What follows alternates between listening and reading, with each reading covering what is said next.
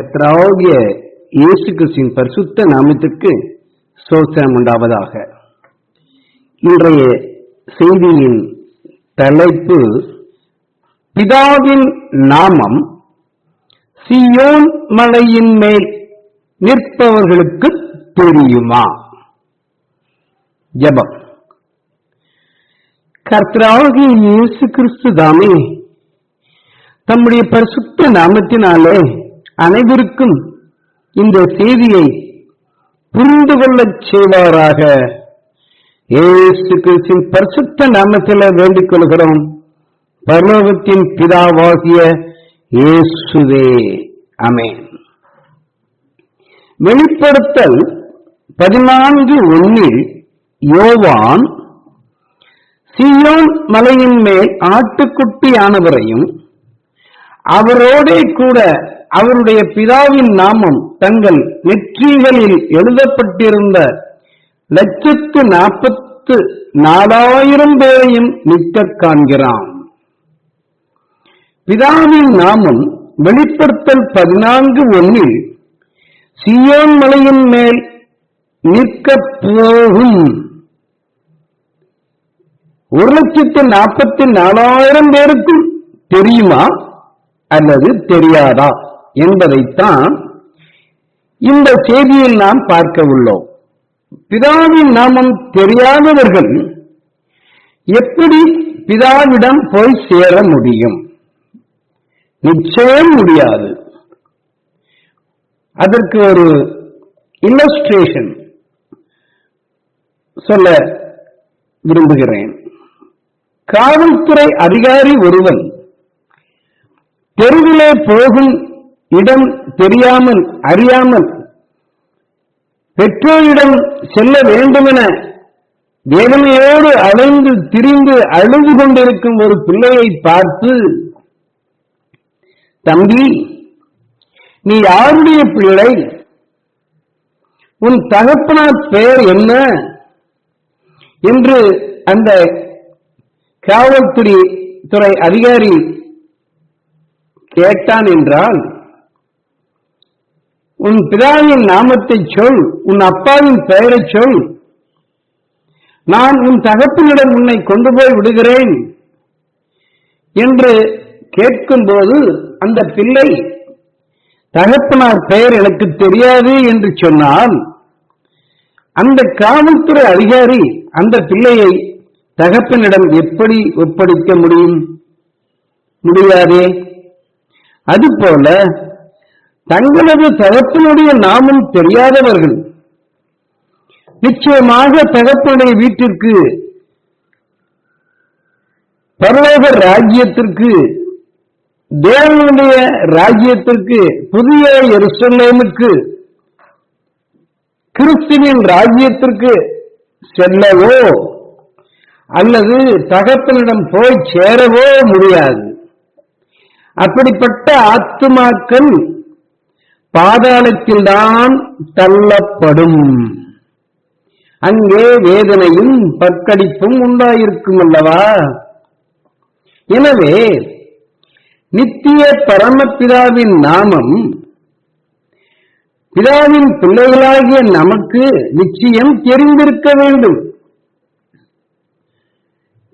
தெரிந்திருக்கப்பட்டவர்களுக்கு நிச்சயம் பிதாவின் நாமத்தை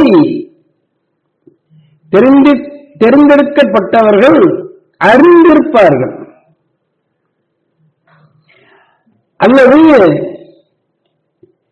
தெரிந்தெடுக்கப்பட போகிறவர்கள் பிதாவின் நாமத்தை அறிய விரும்புவார்கள். யார் என் தகப்பனுடைய தகப்பன்? என் தகப்பன், என் பிதாவின் நாமம் என்ன? அதை அறியாயோ என்கின்ற கேள்விக்கான இருதயத்தை உடையவர்களாய் இருப்பார்கள். அதை நான் அறிந்தால் நிச்சயமாக நித்திய ஜீவனை பெறுவேன் என்கின்ற நம்பிக்கையோடு இருக்கிறவர்கள்தான் பிதாவின் நாமம் என்ன என்பதை அறிந்து கொள்ள ஆசைப்படுவார்கள். ஏனென்றால் நீ உலகத்தில் தேர்ந்தெடுத்து எனக்கு தந்த மனுஷருக்கு, எல்லாருக்கும் அல்ல, உம்முடைய நாமத்தை வெளிப்படுத்தினேன். அவர்கள் உம்முடையவர்களாய் இருந்தார்கள். அவர்களை எனக்கு தந்தீர். அவர்கள் உம்முடைய வசனத்தை கை கொண்டிருக்கிறார்கள் என்று யோவான் 17:6 இயேசு சொல்லியிருக்கிறார். இதிலிருந்து பிதாவின் நாமத்தை இயேசு மனுஷருக்கு வெளிப்படுத்தி விட்டார் என்பதை அறிந்து கொள்கிறோம்.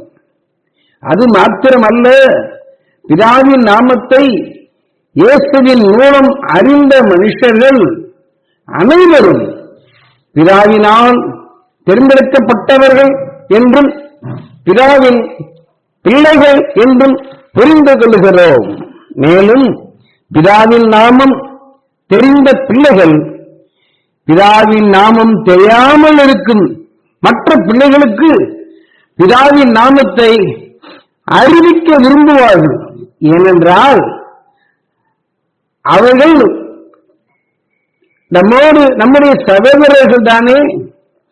அவர்களும் நம்மை போல் அப்பாவை தேடிக்கொண்டிருப்பார்கள், அல்லது அறியாமல் இருப்பார்கள், அல்லது உணராமல் இருப்பார்கள் என்று அறிந்து அவர்களுக்கு பிதாவின் நாமத்தை அவர்கள் அறிவிப்பார்கள். கட்டாயம் பிதாவின் நாமத்தை தெரிந்தவர்கள் அவர்களுக்கு அறிவிக்க வேண்டும். சத்தியத்தை மறைத்து வைக்க கூடாது. அப்படி மறைத்து வைத்தால் அவர்கள் மேல் தேவனுடைய கோபம் வரும், பரத்திலிருந்து இறங்கி வரும். ஏனென்றால் அங்கே தகப்பன் நம்முடைய பிள்ளைகளை அவர் தம்மோடு அரவணைக்க அவர் ஏங்கிக் கொண்டிருக்கிறார். யாராய் இருந்தாலும், எவ்வளவு கொடூரமான பாவத்தை செய்தவர்களாய் இருந்தாலும், எவ்வளவு மோசமானவர்களாய் இருந்தாலும் அவர்களும் தேவனுடைய பிள்ளைகள் தான் என்பதை நாம் உணர வேண்டும். அவர்களுக்கு பிதாவின் நாமத்தை தெரிவித்து பிதாவோடு இணைக்க முயற்சி செய்வதே சுவிசேஷம். பிதாவானவர் உலகத்தில் தேர்ந்தெடுத்த தம்முடைய பிள்ளைகளை தம்முடைய குமாரனாகிய கிறிஸ்துவுக்கு கொடுத்துள்ளார் என்பதை இயேசுவானவர் யோவான் 17:6 குறிப்பிடுகிறார். தான் நேசிக்கும் தனது பிள்ளையை அந்த பிள்ளையின் தகப்பன் ஆனவன் வேறொரு நபரிடம் எப்படி கொடுக்க சம்மதிப்பான்? இங்கே யோவான் 17:6 பிதாவானவன் உலகத்தில் தேர்ந்தெடுத்த தம்முடைய பிள்ளைகளை தம்முடைய குமாரனாகி கிறிஸ்துவுக்கு கொடுக்கிறார். இதை நன்றாக நாம் புரிந்து கொள்ள வேண்டும். அப்படி கொடுப்பானானால், ஒரு தகப்பன் வேறொரு நபரிடம் கொடுப்பானானால் அவன் கல்லஞ்சன் என்று சொல்லப்படுவான் அல்லவா? தம்மை விட்டு பிரிந்து ரோமர் 3:23 படி தேவ மகிமையை இழந்து போன தம்முடைய பிள்ளைகளை மீட்டெடுக்க பிதாவானவரே தமது பிள்ளைகளைப் போல மாம்சமும் இரத்தமும் உடைய மனு உருவானார் என்பதை எபிரேயர் 2:14 சொல்லுகிறது. எனவே மாம்சமாகவும் இரத்தமாகவும் மாம்சத்தையும் இரத்தத்தையும் கொண்ட சரீரத்தை உடையவராய் வந்த இந்த குமாரன் வேறு யாரும் அல்ல, பிதாவானவரே. எபிரேயர் 2:13-14 சொல்லுகிறது, இதோ நானும் தேவன் எனக்கு கொடுத்த பிள்ளைகளும் என்றும் இயேசு சொல்லி இருக்கிறார். ஆதலால் பிள்ளைகள் மாம்சத்தையும் இரத்தத்தையும் உடையவர்களாய் இருக்க அவரும் அவர்களைப் போல மாம்சத்தையும் இரத்தத்தையும் உடையவரானார். எனவே நாம் எல்லோரும் இயேசுவின் பிள்ளைகள். எனவே நாம் எல்லோருக்கும் இயேசு தகப்பன், பிதா. இதன்படி மாம்சத்தில் வெளிப்பட்ட இயேசுவே பிதாவாகிய தேவன். நாம் எல்லோரும் இயேசுவின் பிள்ளைகள். அதாவது இயேசு நமக்கு நித்திய பிதா என்பதை ஏசாயா 9:6 உறுதி செய்கிறது. எனவே நீர் என்னிடத்தில் வைத்த அன்பு அவர்களிடத்தில் இருக்கும்படிக்கும் நானும் அவர்களிடத்தில் இருக்கும்படிக்கும் உம்முடைய நாமத்தை அவர்களுக்கு தெரியப்படுத்தினேன், இன்னமும் தெரியப்படுத்தினேன் என்றார் இயேசு யோவான் 17:26. இதன்படி பிதாவின் நாமம் தெரியாதவர்களுக்கு இன்னும் இயேசுவானவர் தெரியப்படுத்திக் கொண்டே இருக்கிறார். எதற்காக? அப்போதுதான் தேவனாகிய கர்த்தர் தாமே வானத்தில் பிதா ஸ்தானத்தில் இருந்து கொண்டு அதே நேரத்தில் 1 கொரிந்தியர் 15:47 உன்னதத்திலிருந்து இறங்கி மகனாய் பூமியிலே மாம்சத்தில் வெளிப்பட்டார். அதற்காகவே வெளிப்பட்டார். அப்போது ஏன் மகனாய் அவரே வெளிப்பட்டார்? பிதாவானவரே தமக்கு தாமே மகனாய் ஏன் வெளிப்பட்டார்? மகனாய் வந்த தம்மிடத்தில் தேவன் எவ்விதமாய் அன்பு செலுத்துகிறாரோ அதுபோல தம்முடைய தேவன் எவ்விதமாய் தம்முடைய பிள்ளையாகிய தம்மிடத்தில் அதே ஒரே கர்த்தராகிய இயேசுவானவர் அன்பு செலுத்துகிறார் என்பதே இதன் மூலம் அறிந்து கொள்கிறோம். நன்றாக இதை புரிந்து கொள்ளுங்கள். மகனாய் வந்த தம்மிடத்திலே தேவன் காண்பிக்கிற அந்த அன்பை நமக்கும் அதே அளவு காண்பிக்கிறார் என்பதை நாம் புரிந்து கொள்வதற்காகவே தேவனே தமக்கே மகனாய் வந்து அவதரித்து அந்த அவதாரத்தின் மேலே அவர் அன்பு செலுத்தி அதே அன்பை உங்களுக்கும் நான் காண்பிக்கிறேன் என்பதை அவர் நிரூபித்து காண்பித்து சென்றார்.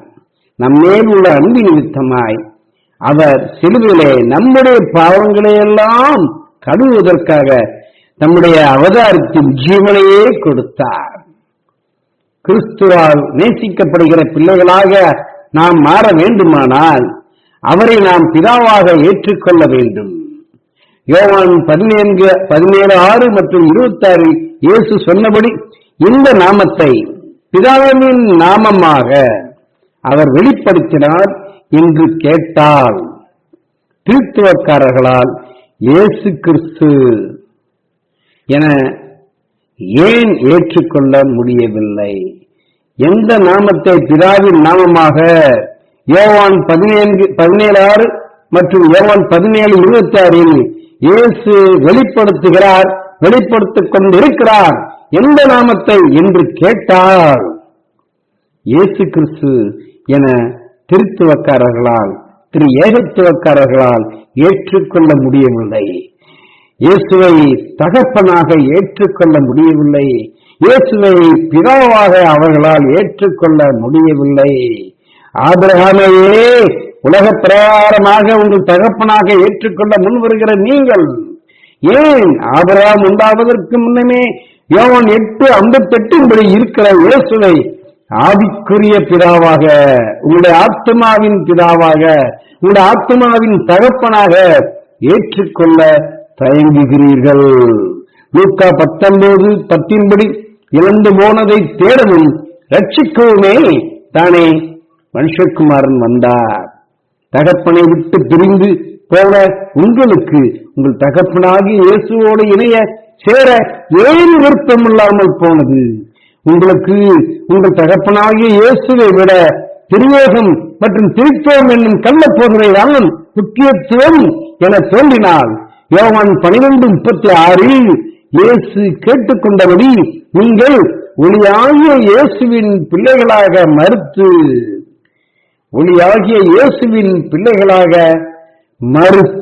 யோவான் 12:36 இயேசு கேட்டுக்கொண்டபடி அதை ஏற்றுக்கொள்ளாமல் இயேசுவின் ஒளியாகிய இயேசுவின் பிள்ளைகளாக மறுத்து இருளாகிய பிசாசின் பிள்ளைகளாவீர்கள் என்பதை அறிவீர்களா? எனவே திரியேகத்துவம் மற்றும் திருத்துவம் என்னும் கள்ள போதனை விட்டு நீங்கள் விலகுவீர்களாக. இயேசுதான் பிதா என்பதை ஏற்றுக்கொள்ளுங்கள், உங்கள் அப்பாவோடு இணையுங்கள். யோவான் 12:36 சொல்லப்பட்ட ஒளி யார்? இயேசுவை தேவை வேற ஏதோ என்று சொல்ல இருக்கிறீர்களோ? அவர் இயேசுதானே. இயேசுவே மெய்யான ஒளி என்பதை உலகம் அறியுமே, உலகமே சொல்கிறது. மெய்யான ஒளி இயேசு என்று நீங்கள் ஏன் மறுக்க வேண்டும்? மெய்யான ஒளிக்கு நீங்கள் பிள்ளைகளாக வேண்டும் என்றால் அந்த மெய்யான ஒளி உங்களுக்கு தகப்பனாக வேண்டும் அல்லவா? 2 கொரிந்தியர் 11:4 ஒளியின் தூதனாகிய சாத்தானின் வேஷத்தை கண்டு ஏமாந்து விட்டீர்களே திருத்துவக்காரர்களே, திரியகத்துவக்காரர்களே, ஒளியின் தூதன் உங்களுக்கு தகப்பனோ? இயேசுவானவர் நம்மோடு கூட ஆவியாய் இருக்கையில் ஒளியின் பிள்ளைகளாகிக் கொள்ளுங்கள் என்று அனைவருக்கும் இயேசு எச்சரிக்கிறார். அவர் இப்போது நம்மோடு கூட பரிசுத்த ஆவியானவராய் மத்தேயு 28:20 நம்மோடு இணைந்திருக்கிறார். தம்முடைய பிள்ளைகளோடு கூட அவர் இணைந்திருக்கிறார். தம்முடைய பிள்ளைகளை தம்முடைய இருப்பிடமாக கொள்ள ஆசைப்படுகிறார். நம்மோடு கூட இணைந்திருக்க அவர் விரும்புகிறார். நீங்கள் ஏற்றுக்கொள்ளுங்கள், இயேசுவை பிதாவாக தயவு செய்து ஏற்றுக்கொள்ளுங்கள். என் சகோதரர்களே, என் சகோதரிகளே, கிறிஸ்தவக்காரர்களே, திரியேகத்துவக்காரர்களே மற்றும் இயேசுவே தெய்வமே இல்லை என்று மறுமிக்கிறவர்களே, ஒளியின் பிள்ளைகள் ஆகிக் கொள்ளுங்கள். ஒளி உங்களுக்கு தகப்பனாகட்டும். அந்த மெய்யான ஒளி இயேசுவே, அந்த மெய்யான ஒளி இயேசுவே. இயேசுவின் பிள்ளைகள் ஆகிக் கொள்ளுங்கள். இயேசு உங்களுக்கு பிதாவாக மாறட்டும். ஏற்றுக்கொள்ளுங்கள். இல்லாவிட்டால் பாதாளத்தில் மேலான நிலையில் புழு பூச்சிகள் கடிகளையும் தாங்க முடியாத பசியையும் தாகத்தையும் அக்கினி விசனத்தின் தாக்கத்தையும் அனுபவிக்க நேரிடும். பயம் காட்டுகிறோம் என்று எண்ணாதீர்கள். சத்தியத்தை உங்களுக்கு போதித்துக் கொண்டிருக்கிறோம். வெளிப்படுத்தல் 14:1 சீயோன் மலையின் மேல் நிற்கும் 144,000 பேரோடு இயேசுவானவரும் ஆட்டுக்குட்டியானவரும் சேர்ந்து நிற்கின்றார். எனவே இங்கு நிற்கின்ற அனைவரும் இயேசுவால் தெரிந்து கொள்ளப்பட்டவர்களாவர். யோவான் 17:6-26 சொல்லியபடி வானத்திலிருந்து பூமிக்கு தேவனுடைய குமாரனாய் உருவெடுத்து வந்த கர்த்தர் வெளிப்படுத்தின நாமமே யோவான் 5:43 இயேசு சொன்ன பிதாவின் நாமமாகும். யோவான் 5:43 இயேசு நான் என் பிதாவின் நாமத்தில் வந்திருக்கிறேன் என்றார். இதை வேறு வகையாக அர்த்தம் உண்டு. இயேசு என்பது பிதாவின் நாமம் அல்ல என்று மறுதலிக்காதீர்கள். கிறிஸ்துவுக்கு அன்பானவர்களே, நீங்கள் இயேசு என்பது பிதாவின் நாமத்தை இங்கே குறிக்கவில்லை என்று நீங்கள் தவறாக நினைத்துக் கொள்ள வேண்டாம். நாமம் என்றால் நாமம்தான். நாமம் என்றால் பெயர்தான். பெயர் என்றால் பிதாவின் பெயர் என்றால் அது இயேசுதான். மறுதலித்து விடாதீர்கள். கிறிஸ்துவுக்கு அன்பானவர்களே, மறுதலித்து விடாதீர்கள். மத்தேயு 1:25 மனுஷகுமாரனுக்கு வைக்கப்பட்ட பெயர் இயேசு என்பதாம். யோவான் 4:25-26 இயேசு தம்மை கிறிஸ்து என அறிமுகப்படுத்துகிறார். இந்த இரண்டையும் சேர்த்து இயேசு கிறிஸ்து என்று வேதம் குறிப்பிடுகிறது. இயேசுவை கிறிஸ்து என்று எவனாவது அறிக்கை பண்ணினால் அவனை ஜெப ஆலயத்துக்கு புறம்பாக்க வேண்டும் என்று யூதர்கள் இயேசு உலகத்தில் மனிதனாய் வாழ்ந்த காலத்தில் கட்டுப்பாடு விதித்திருந்தார்கள். அவர்கள் கிறிஸ்து என்னும் சொல்லின் அர்த்தம் அவர்களுக்கு பிதா என்று நன்றாக தெரியும். அதுவே இந்த கட்டுப்பாட்டிற்கு காரணம். கிறிஸ்து என்றால் அவர்களுக்கு தெரியும் பிதா என்று. நாம் நினைப்பது போல கிறிஸ்து என்றால் அபிஷேகம் பண்ணப்பட்டவர் என்கின்ற அர்த்தம் மாத்திரம்தான் என்று நினைக்க கூடாது. ஒரு மனிதன் ஆவியினால் நிரம்புவது அவர்களுக்கு ஒரு பெரிய அல்லது அதிசயமான ஒரு விஷயம் அல்ல. பரிசுத்த ஆவியினால் அபிஷேகம் பண்ணப்படுகிறது அநேகர் உண்டு. அவர்கள் எல்லாரும் கிறிஸ்துக்கள் அல்ல.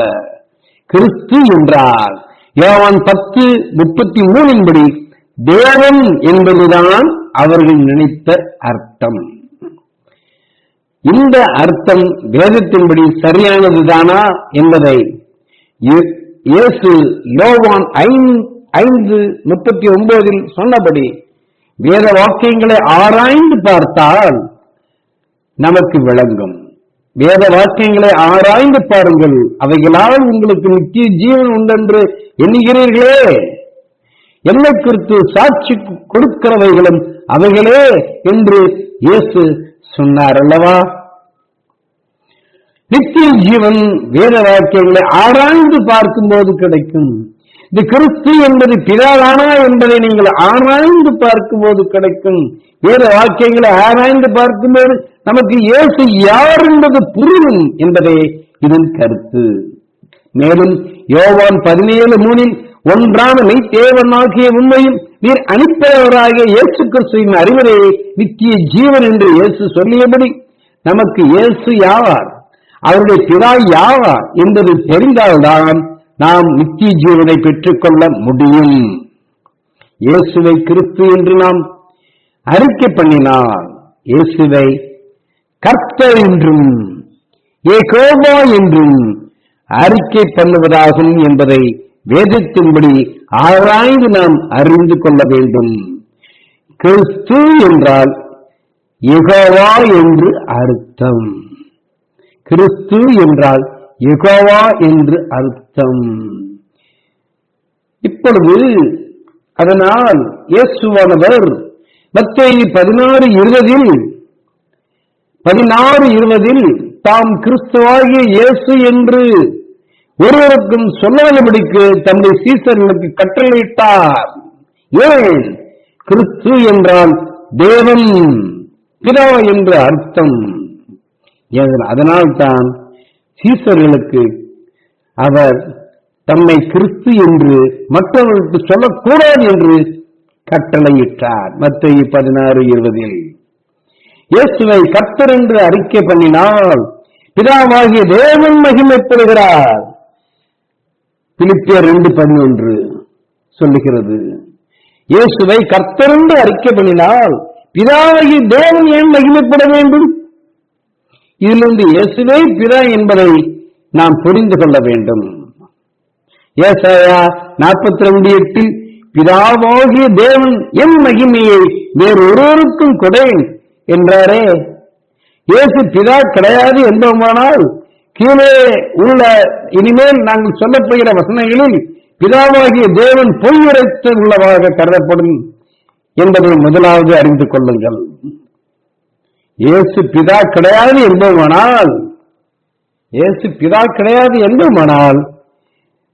பழைய ஏற்பாட்டில் தேவன் பிதாவாகிய தேவன் சொன்ன அநேக வசனங்கள் பொய்யாகிவிடும். இதை நாம் நன்றாக புரிந்து கொள்ள வேண்டும். ஏசாயா 43:11 நானே கர்த்தர், என்ன இல்லாமல் இரட்சகர் இல்லை. இது உண்மை என்றால் இயேசுவை கர்த்தர் என்று சொல்லக்கூடாது. பரிசுத்த ஆவியினாலே அன்றி ஒருவனும் இயேசுவை கர்த்தர் என்று சொல்ல முடியாது.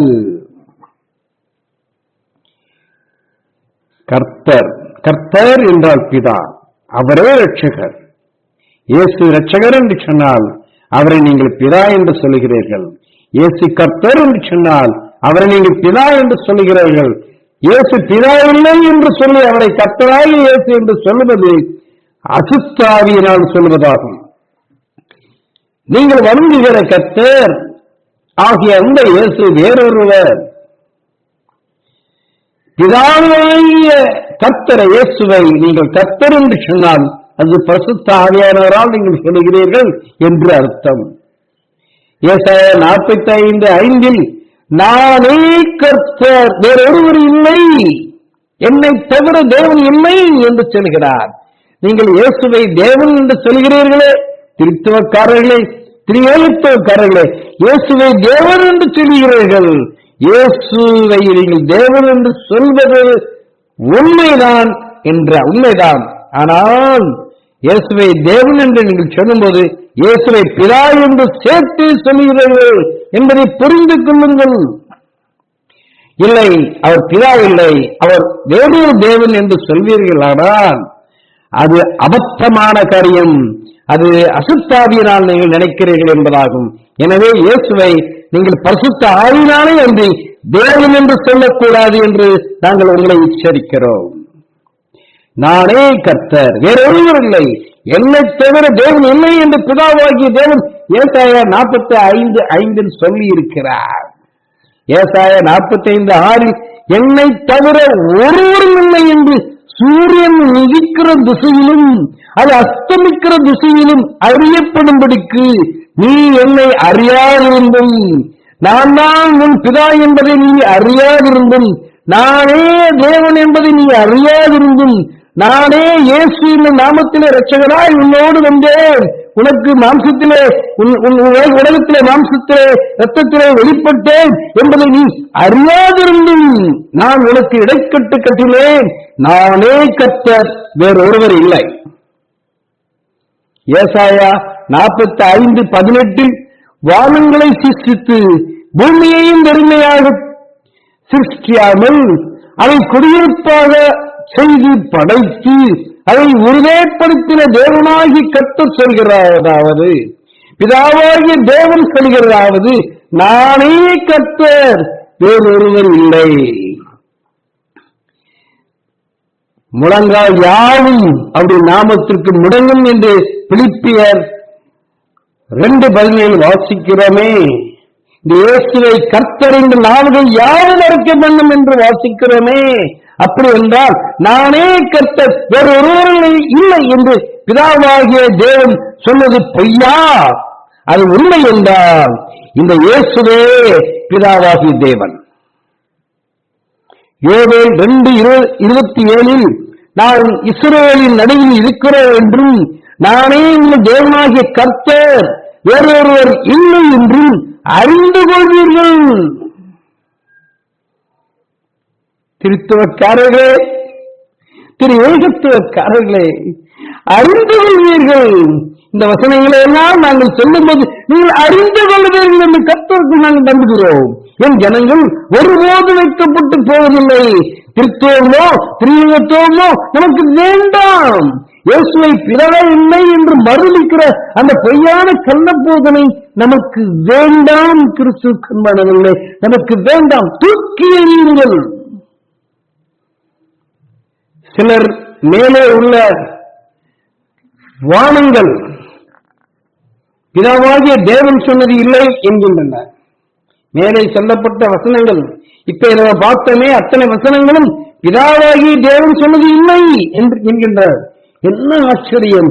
ஏனென்றால் யெகோவா என்ன நாமம் உடையவராய் மோசேக்கு தேவன் தரிசனமான போது அதற்கு முன்னமே நான் ஆபிரகாமுக்கும் ஈசாக்குக்கும் யாக்கோபுக்கும் தரிசனமானேன் என்பதாக யாத்திராகமம் 6:3 கூறியதை வைத்து யெகோவா பிதாவாகிய தேவன் அல்ல என்று நினைக்கின்றனர்.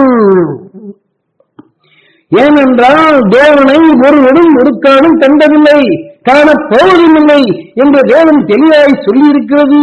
இப்படி சிலர் நினைப்பதற்கு யான் 1:18 தேவனை ஒருவனும் ஒரு காலம் கண்டதில்லை என்று சொல்லப்பட்டிருப்பதை தவறாக புரிந்து கொண்டதே காரணம். யெகோவாவும் நமது தேவனல்ல, மனிதருக்கு மாம்சத்தில் தரிசனமான இயேசுவும் நமக்கு பிதா அல்ல என்றால் யார்தான் நம்மை படைத்த தேவன்? நம் எல்லோருக்கும் ஒரே பிதா இல்லையோ, ஒரே தேவன் நம்மை சிருஷ்டித்தது இல்லையோ என்று மல்கியா 2:10 சொல்லுகிறது, கேள்விகளை எழுப்புகிறது. இந்த கேள்விக்கான பதிலை நாம் வேதத்தில் ஆராய்ந்து பார்க்க வேண்டும்.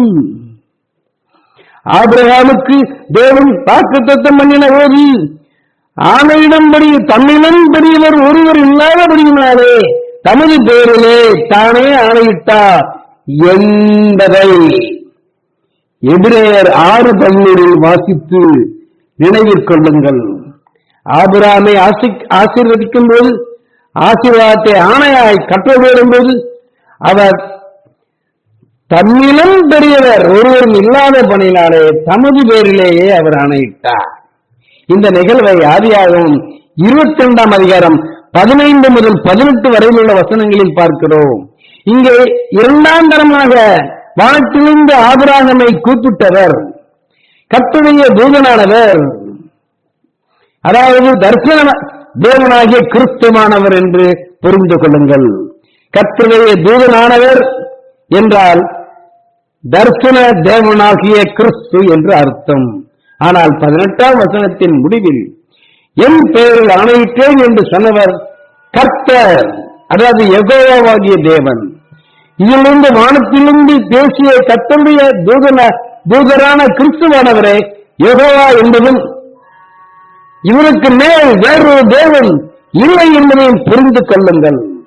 எபிரேயர் 6:13 சொல்லப்பட்ட தன்னிலும் பெரியவர் ஒருவர் இல்லை என்கிற கருத்தின்படி இயேசுவை விட பெரிய தேவன், மேலான தேவன் சர்வ லோகத்திலும் இல்லை என்பதை நீங்கள் புரிந்து இந்த காரியத்தை நீங்கள் நிரூபணமாக எடுத்துக் கொள்ளுங்கள்.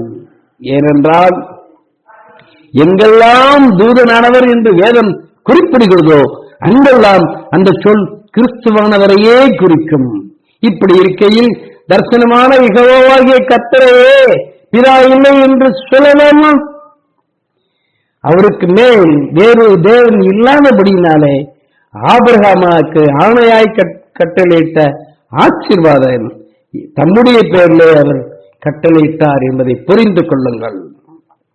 இந்த யெகோவாகிய தேவனே கிறிஸ்துவானவர் என்பதை, அவர் தூதனானவர் என்பதை வார்த்தை வைத்து புரிந்து கொள்ளுங்கள். எனவே யெகோவாவே கிறிஸ்து என்பதையும் அவருக்கு மேல் வேறொரு தேவன் சர்வலோகத்து இல்லை என்பதையும் புரிந்து கிறிஸ்துவாகிய இயேசுவே நமக்கு பிதா என்று அறிக்கையிடுங்கள். அப்பாவோடு இணைந்து கொள்ளுங்கள். அப்பாவின் நாமத்தை தெரிந்து கொள்ளுங்கள். அநேகருக்கு அறிவியுங்கள். விவேகம் இல்லாத மதிகட்ட ஜனங்களே, இப்படியாக கர்த்தருக்கு பதிலளிக்கிறீர்கள். யெகோவாவை கர்த்தரே எங்களுக்கு பிதா இல்லை என்று சொல்லுகிறீர்களே. யெகோவா தரிசனமானார், ஆனால் பிதா தரிசனமாக மாட்டார் என்று நினைத்து இப்படியாக கர்த்தருக்கு பதிலளிக்கிறீர்கள். யெகோவாகிய கர்த்தரையே பிதா இல்லை என்று சொல்லுகிறீர்கள். உன்னை ஆட்கொண்ட பிதா அவரல்லவா? உன்னை உண்டாக்கி உன்னை நிலைப்படுத்தினவர் அவரல்லவா என்று உபாகமம் 32:6 உங்களை பார்த்து கேட்கவில்லையா? இங்கே கர்த்தர் என்றும் பழைய ஏற்பாட்டில் கர்த்தராய் வெளிப்பட்ட யெகோவாவையும் புதிய ஏற்பாட்டில் கர்த்தராய் வெளிப்பட்ட இயேசுவையுமே வேதத்தில் பிதாவாகிய தேவன் குறிப்பிடுகிறார். இரண்டு கர்த்தரும் வேறுபட்ட கர்த்தர்கள் அல்ல. எபேசியர் 4:5 கர்த்தர் ஒருவரே. 1 Corinthians 8:6 ஒரே கர்த்தர் நமக்கு இயேசு கிறிஸ்துவே. எனவே கர்த்தராகிய இயேசு கிறிஸ்துவே கர்த்தராகிய யெகோவா என்கிறோம். புரிந்து கொள்ளுங்கள். ஏமாந்துவாதிகள், சாத்தானுக்கு துணை போகாதீர்கள். திரியோகத்துக்காரர்களே, தயவு செய்து சற்று சிந்தியுங்கள். மேலும் உபாகமம் 32:6 இந்த யெகோவாவையே, அதாவது இந்த இயேசுவையே நம்மை ஆட்கொண்ட பிதா என பிதாவாகிய தேவன் குறிப்பிட்டுள்ளார். எனவே இயேசுவை கிறிஸ்து என்று நாம் அறிக்கையிடும்போது பிதா என்றும் சேர்த்து அறிக்கை பண்ணுகிறோம் என்பதே இதன் பொருள். பரிசுத்த ஆவியினாலே அன்றி இயேசுவை ஒருவன் கிறிஸ்து என்றும் சொல்லக்கூடாது என்கிறோம். ஏனென்றால் ஏசாயா 26:4 யெகோவாவை நித்திய கன்மலை என்றும், 1 Corinthians 10:4 அந்த கன்மலை கிறிஸ்து என்றும் சொல்லுவதால் கர்த்தராகிய யெகோவாவே கர்த்தராகிய இயேசு என்பது விளங்குகிறது. அது மாத்திரமா, இந்த கர்த்தன் யெகோவாகிய கிறிஸ்துவே யாத்திராகமம் 6:3 சர்வ வல்லமையுள்ள தேவன், அதாவது பிதா. ஆமென். இந்த சர்வ வல்லமையுள்ள பிதாவாகிய தேவனுக்கு பல நாமங்கள் உண்டு. ஆனாலும் எல்லா நாமத்திற்கு மேலான நாமம் கர்த்தராகிய இயேசு கிறிஸ்து என்பதையே பிலிப்பியர் 2:11 குறிப்பிடுகிறது. இயேசுதான் சர்வ வல்லமையுள்ள பிதாவாகிய தேவன் என்றால், யோவான் 1:18 தேவனை ஒருவனும் ஒரு காலம் கண்டவில்லை என்று சொல்லி இருப்பது பொய் என்று நினைக்கிறீர்களோ? அதுவும் பொய்யல்ல, அதுவும் பொய்யல்ல. கர்த்தராகிய இயேசு கிறிஸ்துவுக்கு சர்வ வியாதியான தன்மை இருந்ததால் அவரை சர்வ வல்லமையுள்ள தெய்வம் என்று நாம் வணங்க முடிகிறது. எனவே இந்த இயேசுவானவர் பரலோகத்தில் பிதாவாகிய தேவனாய் இருந்து கொண்டு இருக்கும் போதே பிதாவாகிய தேவனுடைய குமாரனாய் பூமிக்கும் அவரால் வர முடிகிறது, அவதரித்து வர முடிகிறது. மனுஷனாகி மாம்சத்திலும் ரத்தத்திலும் வர முடிகிறது. பரலோகத்தில் பிதாவாகிய தேவனாய் இருக்கும் இயேசுவானவரை அந்த உன்னத மகிமையான நிலையில் அதை ஸ்தானத்தில் வைத்து யாராலும் தரிசிக்க முடியாது என்பதையே யோவான் 1:18 சொல்லுகிறது. இவ்வாறு இருக்கும் இந்த தன்மையை பிதா என்னும் உன்னத ஸ்தானத்திலே, மகிமையான ஸ்தானத்திலே இயேசு இருக்கிற இந்த தன்மையை இயேசு கிறிஸ்துவினுடைய பிரசன்னத்தின் போது நாம் விளங்கிக் கொள்ளலாம். தீத்து 2:13 சொல்லப்பட்ட இந்த கர்த்தராகிய இயேசு கிறிஸ்துவின் பிரசன்னத்தின் வல்லமையை குறித்து வேதத்தில் பல இடங்களில் சொல்லப்பட்டுள்ளது. அவைகள் சங்கீதம் 97:5 கர்த்தரின் பிரசன்னத்தினால் அவர் பிரசன்னமாகும் போது பர்வதங்கள் மெழுகு போல் உருகும். சர்வ பூமியினுடைய ஆண்டவரின் பிரசன்னத்தினாலே அது உருகி போகும் என்று சங்கீதம் 97:5 சொல்லுகிறது. எசேக்கியேல் 38:20 சொல்லுகிறது, என் பிரசன்னத்தினால் சமுத்திரத்து மச்சங்களும் ஆகாயத்து பறவைகளும் வெளியின் மிருகங்களும் தரையில் ஊறுகிற சகல பிராணிகளும் தேசம் எங்கும் உள்ள சகல நரஜீவன்களும் அதிரும், பர்வதங்கள் இடியும், செங்குத்தானவைகள் விழும், எல்லாம் அதிலும் தரையிலே விழுந்து போகும் என்று எசேக்கியேல் 38:20 சொல்கிறது. நாகும் 1:5 அவர் சமூகத்தில் பர்வதங்கள் அதிர்ந்து மலைகள் கரைந்து போகும், அவர் பிரசன்னத்தினால் பூமியும் புச்சக்கரமும் அதில் குடியிருக்கிற அனைவரோடும் எடுபட்டு போம். இது கடைசி நாட்களில் நடக்கும். இதை நாகும் 1:5 தீர்க்க தரிசனமாய் சொல்லியிருக்கிறது. 2 தெசலோனிக்கேயர் 2:8 தடை செய்கிற பரிசுத்த ஆவி நீக்கப்படும் போது அந்த அக்கிரமக்காரன் வெளிப்படுவான், அவனை கர்த்தர் தம்முடைய வாயின் சுவாசத்தினாலே அழித்து தம்முடைய வருகையின் பிரசன்னத்தினாலே நாசம் பண்ணுவார் என்றுமாக எழுதப்பட்டு இருப்பதிலிருந்து இயேசுவின் பிரசன்னத்தின் வல்லமையை குறித்து நாம் நன்கு புரிந்து கொள்ளலாம். மேலும் நமது கர்த்தராகிய இயேசு கிறிஸ்துவின் சர்வ வல்லமையான இந்த பிரசன்னத்தின் போது அவரே, இந்த இயேசுவே 1 தீமோத்தேயு 6:13 முதல் 16 கையில் எடுத்துக் கொள்ளுங்கள். அவரே, இந்த இயேசுவே நித்தியானந்தம் உள்ள ஏக சக்கராதிபதியும் ராஜாதி ராஜாவும் கர்த்தாதி கர்த்தாவும் ஒருவராய் சாவாமையுள்ளவரும் சேரக்கூடாத ஒளியில் வாசம் பண்ணுகிறவரும் மனுஷரில் ஒருவரும் கண்டிராதவரும் காணக்கூடாதவருமாய் இருக்கிறவர் என்பதை தேவன் தம்முடைய காலங்களில் வெளிப்படுத்துவார் என்று 1 தீமோத்தேயு 6:15 முதல் 13 முதல் 16 பார்க்கிறோம். இது இயேசு கிறிஸ்துவின் பிரசன்னமாகுதல் என்பதை யாரும் மறுக்க முடியாது. வேற யாருடைய பிரசன்னம் என்று சொல்ல வருவீர்களானா கிறிஸ்தவக்காரர்களே, பிரியங்கிறிஸ்தவக்காரர்களே, ஆராய்ந்து நீங்கள் சொல்லுங்கள், பார்க்கலாம். இது இயேசுடைய பிரசன்னம் அல்ல, வேறொருவருடைய பிரசன்னம் என்று சொல்ல உங்களுக்கு தைரியம் இருக்கிறதா? அவர் ஒருவரே, இயேசு ஒருவரே ஒன்றான மெய் தேவனாகிய பிதா என்பதை 1 யோவான் 5:20 சொல்லுகிறதே. மெய்யான தேவன் ஒருவர்தான் என்று யோவான் 17:3 சொல்லுகிறதே. 1 யோவான் 5:20 சொல்லப்பட்ட மெய் தேவன், மெய்யான மெய் தேவனாக மெய்யான தேவன் இயேசுதான் என்பதை மறுதலிக்கிறீர்களோ? அவர்தான் பிதா என்பதை நீங்கள் மறுதலிக்கிறீர்கள். ஒரே ஒரு தேவன் தான் மெய்யான தேவன். மற்றொரு தேவன் பிதா மெய்யான தெய்வம் என்று எடுத்துக்கொண்டு குமாரன் என்று மற்றொரு தெய்வம் ஒன்று, பரிசுத்தாவி என்று மற்றொரு தெய்வம் என்று நினைப்பீர்களானால் மற்ற தெய்வங்கள் எல்லாம் நிச்சயமாக அது மெய்யான தெய்வங்கள் அல்ல, அவைகள் பிசாசுகள். உங்களுக்கு பிசாசுதான் தெய்வம் ஆக வேண்டுமா? உங்களுக்கு பிசாசுதான் பிதாவாக வேண்டுமா?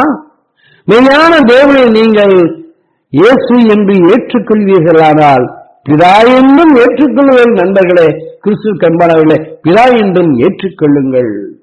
சீயோன் மலையில் மேல் நிற்கிறவர்களுக்கு தெரிய வேண்டும். சீயோன் மலையில் மேல் நீங்க வந்து நிற்க வேண்டாமா? பொய்யராத தேவன் ஆதி காலம் முதல் நித்திய ஜீவனை கொடுத்து வாக்குத்தத்தம் பண்ணி அதை குறித்த நம்பிக்கையை பற்றி தேவபக்தி கேதுவான சத்தியத்தை அறிகிற அறிவும் விசுவாசமும் தேவனால் தெரிந்து கொள்ளப்பட்டவர்களுக்கு உண்டாகும் என்பதை தீத்து 1:3 மூலம் அறிய கடவுமாக. அவர் பொய்யுரையாத தேவன். நானே தேவன், வேறொரு தேவன் இல்லை. நானே கர்த்தர், வேறொரு கர்த்தர் இல்லை. நானே ரட்சகர், வேறொரு ரட்சகர் இல்லை என்று இயேசு என்று பிதாவாகிய தேவன் பொய்யுரைக்கவில்லை. எனவே தெரிந்து கொள்ளப்பட்டு சீயோன் மலையின் மேல் நிற்கும் 144,000 பேருக்கும் பிதாவின் நாமம் கர்த்தராகிய இயேசு கிறிஸ்து என்பது தெரியும். இந்த நாமத்தையே பிதாவின் நாமம் என இயேசு கிறிஸ்துவும் வெளிப்படுத்தினார். யோவான் 17:6 மற்றும் 26 பிதாவின் நாமம் என இயேசு கிறிஸ்து என்று இயேசு சொல்லவில்லை, வேறொரு நாமத்தை சொன்னார் என்று வேத ஆதாரம் உங்களுக்கு காட்ட முடியுமோ? இதுக்கு ஆதாரமாக இயேசுவே யோவான் 5:43 நான் என் பிதாவின் நாமத்தினாலே வந்திருந்தும் நீங்கள் என்னை ஏற்றுக்கொள்ளவில்லை என்று சொல்கிறாரே, வேறொருவன் தன் சுய நாமத்தினாலே வந்தால் அவனை ஏற்றுக்கொள்வீர்கள் என்றாரே. இதற்கான தீர்க்க தரிசன வசனம் எரேமியா 23:6 33:16 23ஆம் அதிகாரம் 6ஆம் வசனம், எரேமியா 33ஆம் அதிகாரம் 16ஆம் வசனம் ஆகிய வசனங்களாகும். இரண்டும் ஒரே வசனம்தான். எரேமியா 23:6 அவர் நாட்களில் யூதா ரட்சிக்கப்படும். யார் நாட்களில்? கிறிஸ்துவின் நாட்களில். இஸ்ரவேல் சுகமாய் வாசம் பண்ணும். யார் நாட்களில்? இயேசுவின் நாட்களில். அவருக்கு இடும் நாமம். யாருக்கு இடும் நாமம்? இந்த குமாரனுக்கு, இந்த இயேசுவுக்கு இடும் நாமம். இந்த மரியாதை வயிற்றில் மாம்சத்திலும் ரத்தத்திலும் பிறந்த இந்த குமாரனுக்கு இடும் நாமம் நமது நீதியாயிருக்கிற கர்த்தர் என்றும். எரேமியா 23:6.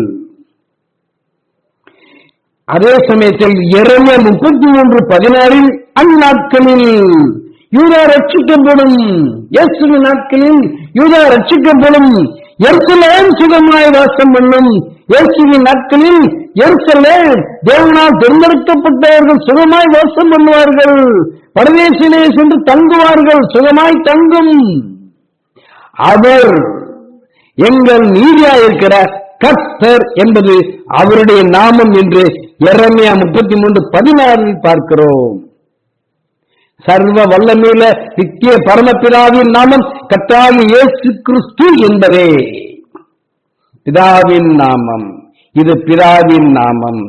கர்த்தராகிய இயேசு கிறிஸ்து என்று தெரியாதவர்களுக்கு யோவான் 17:26 படி இந்த செய்தியின் மூலம் இயேசுவானவர் இப்போது வெளிப்படுத்துகிறார்.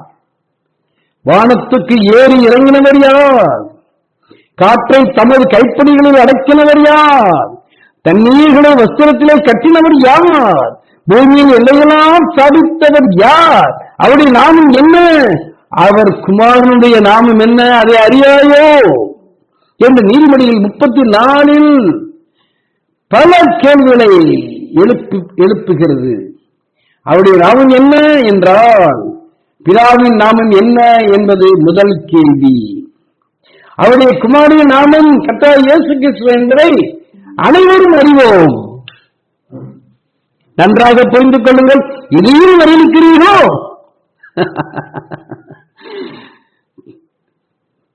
மாம்சத்தில் வெளிப்பட்ட தேவனுடைய குமாரனுடைய நாமம் கர்த்தராகிய இயேசு கிறிஸ்து என்பதை இஸ்ரவேல் ஜனங்களைப் போல நீங்களும் அறிவிக்கிறீர்களோ? இல்லை, இல்லை என்பதை நாங்கள் விசுவாசிக்கிறோம். திரித்துவக்காரர்களே, திரீவத்துக்காரர்களே, நீங்கள் இஸ்ரவேல் ஜனங்களை விட சற்று கூடுதலான நிலையிலே தான் ஆவிக்கிற வாழ்க்கையில இருக்கிறீர்கள். சந்தேகமே இல்லை. இப்போது குமாரனுடைய பிதாவின் நாமம் என்ன என்பதை நாம் அறிய வேண்டும். வானத்துக்கு ஏறி இறங்கினவர் யாரோ அவருடைய நாமமே பிதாவின் நாமம். புரிந்து கொள்ளுங்கள். வானத்துக்கு ஏறி இறங்கினவர் யார்? அவருடைய நாமம் பிதாவின் நாமம். புரிந்து கொள்ளுங்கள். கிறிஸ்தவக்காரர்களே, திரியகத்துவக்காரர்களே, உங்கள் மூளையை கர்த்தருக்கென்று ஆராய்ச்சி செய்ய பயன்படுத்துங்கள். உங்கள் அறிவை பயன்படுத்துங்கள். அதற்கு பின்பு உங்கள் இதயத்தில் விசுவாசியுங்கள். பரலோகத்திலிருந்து இறங்கினவன் பரலோகத்தில் இருக்கிறவருமான மனுஷகுமாரனே அல்லாமல், அதாவது கர்த்தராகிய இயேசு கிறிஸ்துவையே அல்லாமல் பரலோகத்துக்கு ஏறினவன் ஒருவரும் இல்லை என்று யோவான் 3:13 இயேசு சொன்னது பொய்யல்ல. பரலோகத்துக்கு ஏறி இறங்கினவர் இயேசுவை அன்றி வேறு ஒருவரும் இல்லை. முதல் கேள்வி என்ன? முதல் கேள்வி, வானத்துக்கு ஏறி இறங்கினவர் யார்? பரலோகத்துக்கு ஏறி இறங்கினவர் இயேசு கிறிஸ்து. வானத்துக்கு ஏறி இறங்கினவர் இயேசு கிறிஸ்து. பரலோகத்துக்கு ஏறினவன் இயேசுவை அன்றி வேறு ஒருவரும் இல்லை என்று இயேசுவே சொல்லி இருக்கிறார். எனவே நீதிமொழியில் 30:4 சொல்லப்பட்டபடி வானத்துக்கு ஏறி இறங்கினவர் இயேசு கிறிஸ்துவே அன்றி வேறு ஒருவரும் இல்லை. எபேசியர் 4:10 இறங்கினவரே எல்லாவற்றையும் நிரப்பத்தக்கதாக எல்லா வானங்களுக்கும் மேலாக உன்னதத்திற்கு ஏறியவருமாயிருக்கிறார். இறங்கினவரே ஏறினவருமாயிருக்கிறார் என்று எபேசியர் 4:10 சொல்லுகிறது. இந்த காரியத்தை இறங்கி ஏறினவர் யார் என்று எபேசியர் 4:10 சொல்லுகிறது. யாரை குறித்து சொல்லுகிறது? இயேசுவை குறித்து தானே. வேற யாராவது குறித்து சொல்லுகிறது என்று கிறிஸ்தவக்காரர்களே, திரியகத்துவக்காரர்களே சொல்ல முன்வருகிறீர்களோ? எனவே நீதிமொழியின் 30 வானத்துக்கு ஏறினவர் யார் என கேட்ட கேள்வியின்படி நித்திய பிதாவின் நாமத்தை கர்த்தராகிய இயேசு கிறிஸ்து என்று, இவரே நித்திய பிதா என்று ஏசாயா 9:6 ஆதாரத்தையும் யோவான் 3:13 மற்றும் எபேசியர் 4:10 ஆகிய வசனங்களோடு இணைத்து பார்த்து ஏசாயா 9:6 சொன்னது பொய்யல்ல என்று அறிந்து கொள்ளுங்கள். ஏசாயா 9:6 என்ன சொல்லுகிறது? இவரே நித்திய பிதா என்று சொல்லுகிறது. இந்த குமாரனே நித்திய பிதா என்று அறிக்கையிடுகிறது. அவரே நித்தியமாய் நமக்கு பிதாவாய் இருக்கிறார். அவர் மனுஷனாய் வந்தபோதும் அவர் நமக்கு பிதாதான். எனவே அவர் நீங்கள் பிதாவை கண்டீர்கள் என்று சொன்னார். இவ்வளவு விளக்கமாக சொல்லியும் இயேசு பிதா அல்ல என்பதுடைய நிலைமை என்ன ஆகும் என்பதை யோசித்து பாருங்கள். அப்போஸ்தலர் 13:41 அசட்டைக்காரரே பாருங்கள், பிரமித்து அழிந்து போங்கள், உங்கள் நாட்களில் ஒரு கிரியையை நான் நடப்பிப்பேன். ஒருவன் அதை உங்களுக்கு விவரித்து சொன்னாலும் நீங்கள் விசுவாசிக்க மாட்டீர்கள் என்று சொல்லியிருக்கிறபடி உங்களுக்கு நேரிடாதபடிக்கு கிறிஸ்தவக்காரர்களே, திரியகத்துவக்காரர்களே, இயேசுவை பிதா என்று மறுதலிக்கிறவர்களே, பிதா அல்ல என்று மறுதலிக்கிறவர்களே எச்சரிக்கையாயிருங்கள் என்று சொல்லப்பட்ட கிரியை எது என்று யோசித்து பார்த்தீர்களா? அந்த கிரியை ஞானஸ்நான கிரியை. இயேசுவை பிதா என்றும் பரிசுத்த ஆவியானவரே பிதா என்றும் நீங்கள் ஏற்றுக்கொள்வீர்களானால் இந்த கிரியையை நடத்துபவர் தேவன் அல்ல, நடப்பிப்பவரே தேவன். நடத்துகிற மனிதர்கள் நடத்துகிறது மனிதர்கள் தான். எனவே மனிதர்கள் நடத்துகின்ற இந்த கிரியை கர்த்தர் ஏசாயா 61:8 உண்மையாக்குகிறார். உண்மையாக்கி நம்மோடு நித்திய உடன்படிக்கை பண்ணுகிறார். அப்படி இந்த கிரியை உண்மையாக்கப்பட்டு நம்மோடு நித்திய உடன்படிக்கை பண்ண வேண்டும் என்றால் நாம் இயேசு கிறிஸ்து நாமத்தினாலேதான் இதை நிறைவேற்ற வேண்டுமே அன்றி வேற எந்த நாமத்தினாலே நிறைவேற்றினாலும் தேவனால் வாக்குத்தத்தம் பண்ணப்பட்ட உடன்படிக்கை நமக்குள் நம்மோடும் நிறைவேறாது என்பதை புரிந்து கொள்ளுங்கள். ஏனென்றால் அவரே நமக்காய் நம்முடைய பாவத்திற்காய் சிலுவையிலே ரத்தம் சிந்தினார். அவருடைய நாமத்திலே ஞானஸ்நானம் எடுக்க ஏன் தயங்குகிறீர்கள்? பிதா குமாரன் பரிசுத்தாவி என்று ஒரு குட்டி பிசாசை கூட உங்களால் விரட்டக்கூடுமோ? அதாவது அப்போஸ்தலர் 2:38 படி பாவ மன்னிப்பும் பரிசுத்த ஆவியின் வரமும் நமக்கு வேண்டும் என்றால் கர்த்தராகிய இயேசு கிறிஸ்து நாமத்திலே ஞானஸ்நானம் பெற்றுக் கொள்ளுங்கள். அதை மறுத்தால் பாவ மன்னிப்பும் நமக்கு கிடைக்காது, பரிசுத்த ஆவியின் வரமும் நமக்கு கிடைக்காது. இதை ஏற்றுக்கொள்ளாமல் நீங்கள் ஒரு பரிசுத்த ஆவியின் வரத்தை நான் பெற்றுவிட்டேன் என்று அந்நிய பாஷை நீங்கள் பேசுவீர்களானால் அது நிச்சயமாக பரிசுத்த ஆவியினால் கொடுக்கப்பட்ட வரம் அல்ல, அது அசுத்தாவியின் வரம். எபேசியர் 4:10 சொல்லப்பட்டபடி வானத்திலிருந்து இறங்கின இயேசுவே எல்லா வானங்களுக்கு மேலாக உலகத்திற்கு ஏறி எல்லாவற்றையும் நிரப்பத்தக்கதாக பரிசுத்த ஆவியாயும் இருக்கிறார் என்பதை நாம் விசுவாசிக்க வேண்டும். எல்லாவற்றையும் நிரப்ப முடியும் என்றால் அவர் ஆவியினாலே, அவருடைய ஆவிதான் நிரப்புகிறது என்பதை புரிந்து கொள்ளுங்கள். யோவான் 14:26 படி இந்த பரிசுத்த ஆவியாகிய தேற்றவானுடைய நாமமும் கர்த்தராகிய இயேசு கிறிஸ்துதான் என்பதை புரிந்து கொள்ளுங்கள். அவர் வேறொரு தேவன் அல்ல. எனவே உயிரோடு இருக்கிற நாம் கர்த்தராகிய இயேசு கிறிஸ்து நாமத்தினாலே ஞானஸ்நானம் பெற்று பாவங்கள் கழுவப்பட்டு மீண்டும் பாவம் செய்யாமல் இருந்து இயேசுவின் ரகசிய வருகையின் போது இஸ்ரவேல் நாட்டில் உள்ள சீயோன் மலையின் மேல் பறந்து சென்று இயேசுவோடு கூட அவருடைய பிதாவின் நாமமாகிய இயேசு என்னும் நாமத்தை நமது நெற்றியில் எழுதப்பட்டவர்களாய் நிற்க தகுதியாவோமாக. ஆமென். கர்த்தர் உங்களுக்கு கிருபை செய்வார். திருத்துவக்காரர்களே, திரியோகத்துவக்காரர்களே, உங்களையும் புரிந்து கொள்ள செய்வார். அப்பவோடு உங்களை இணைத்துக் கொள்வார். ஜெபம். சர்வ வல்லமையுள்ள ஒரே நித்திய பிதாவாகிய தேவனும் ஒரே கர்த்தராகிய யெகோவாவும் ஆகிய இயேசு கிறிஸ்துவே, இந்த செய்தியை கேட்கிறவர்கள் நீரே பரமபிதா என ஆழமாய் விசுவாசித்து உங்களுடைய எல்லா நாமத்திற்கும் மேலான நாமமாகிய கர்த்தராகிய இயேசு கிறிஸ்து என்ற நாமத்தினாலே ஞானஸ்நானம் பெற்று ஆத்மாவில் உள்ள பாவங்கள் கழுவப்பட்டு கர்த்தர் கொடுக்கும் ஈவாகிய பரிசுத்த ஆவியின் வரத்தை பெற்று சீயோன் மலையின் மேல் நிற்கும் 1,40,000 பேரில் இயேசுவோடு கூட இணைந்து கொள்ள அருள் புரிவீராக. அது மாத்திரமல்ல, எங்கள் மீதும் நீங்கள் இறங்கி எங்களையும் தெரிந்து கொண்டு நாங்களும் உங்களோடு கூட மருவமடைந்து பறந்து வந்து சீயோன் மலையின் மேல் நிற்கும் தகுதியை பெற எங்களுக்கும் அருள் செய்ய வேண்டும் என்று கர்த்தராகிய இயேசு கிறிஸ்து என்ற நாமத்திலே வேண்டிக் கொள்கிறோம். பரலோகத்தின் பிதாவாகிய இயேசுவே. ஆமென்.